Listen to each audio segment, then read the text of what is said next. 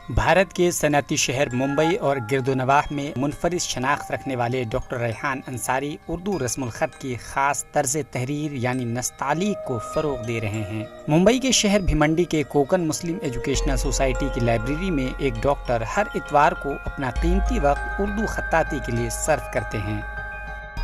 ये लिखाई जो है ये बुनियाद है और ये उर्दू की पहचान है।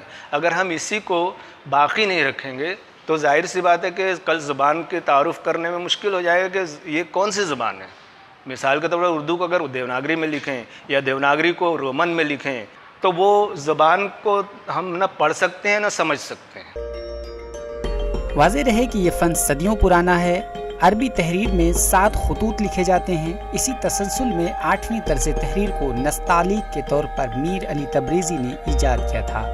डॉक्टर रेहान अंसारी के मुताबिक इस फ़न को सिखाने के लिए रिवायती तरीक़ेकार को छोड़कर क्लासरूम का अंदाज़ इख्तियार किया गया ताकि ज़्यादा से ज़्यादा तलबा को एक ही नशिस्त में फ़न की बारीकियों से वाकिफ़ कराया जा सके। इसकी जो बुनियादें हैं लोगों को किताबों में जो लिखी हुई हैं उससे हट कर हैं। बहुत सी चीज़ें जो टीचिंग्स हैं वह असातिज़ा से मिलती है और 1 to 1 मिलता है।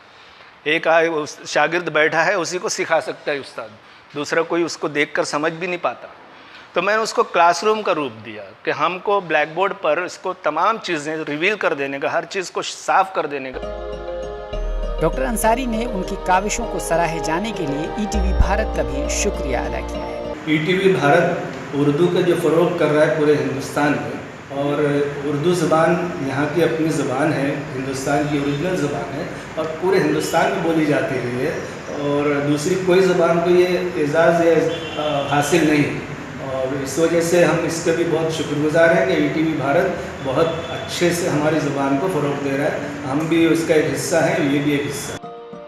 गौरतलब है कि इस पूरी कारकर्दगी का मकसद उर्दू के रस्मुल ख़त को आम करना और इस फ़न को नई नस्ल तक पहुँचाना है। और खुशी की बात यह है कि मौजूदा वक्त में भी भिवंडी और मुंबई में मुतअद्दिद तलबा इस फ़न को सीख रहे हैं।